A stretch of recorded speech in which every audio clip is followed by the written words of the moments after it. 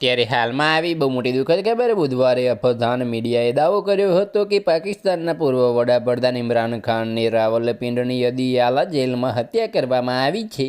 આનાથી પાકિસ્તાનમાં ગભરાહટનો માહોલ સર્જાયો છે। ઇમરાન ખાનના સમર્થકો માંગ કરી રહ્યા છે કે જો તેઓ સુરક્ષિત અને જીવિત છે તો તેમને મળવા કેમ નથી દેવામાં આવી રહ્યા। લોકો સોશિયલ મીડિયા પર પણ શાહબાજ શરીફની સરકાર સામે પોતાનો ગુસ્સો ઠાલવી રહ્યા છે।